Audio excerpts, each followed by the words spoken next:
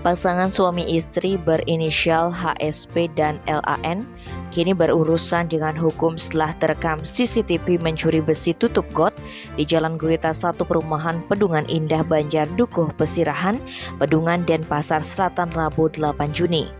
Mirisnya perbuatan nekat ini dilakukan demi membeli obat untuk anak yang sakit. Kasih Polresta Denpasar Ibtu Ketut Sukadi melalui keterangan persnya menjelaskan kasus ini dilaporkan oleh warga bernama Gede Agung P. Kejadiannya bermula ketika pelapor mendapat informasi dari Kepala Lingkungan Perumahan bernama Igede Wartana bahwa penutup got atau gorong-gorong di kawasan itu hilang. Agung pun mengecek bersama penghuni lainnya dan diketahui ada satu tutup besi yang raib. Kemudian pelapor melihat rekaman CCTV di tempat tersebut. Didapatilah seorang pria dan perempuan mengendarai sepeda motor Honda Beat warna hitam yang mengambilnya.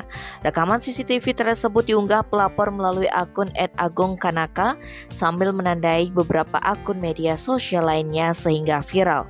Menindaklanjuti informasi tersebut, tim Opsnal Reskrim Polsek Denpasar Selatan melakukan penyelidikan dan menganalisis rekaman CCTV.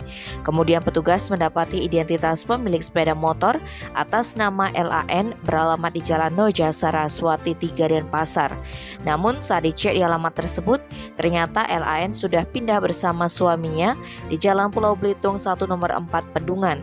Akhirnya Sabtu 11 Juni sekitar pukul 23.30, petugas melakukan penggerebekan ke lokasi yang dimaksud dan berhasil mengamankan pasangan suami istri asal Banyuwangi, Jawa Timur ini dalam kamar kosnya.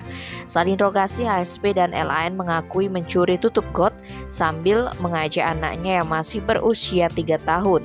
Ternyata mereka tidak hanya sekali beraksi, melainkan 11 kali di kawasan Denpasar dan Badung.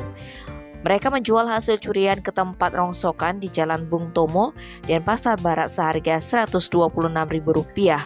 Hasilnya dipakai untuk membeli obat anaknya yang sedang sakit dan untuk makan. Atas perbuatannya, mereka diancam pidana penjara selama-lamanya 5 tahun.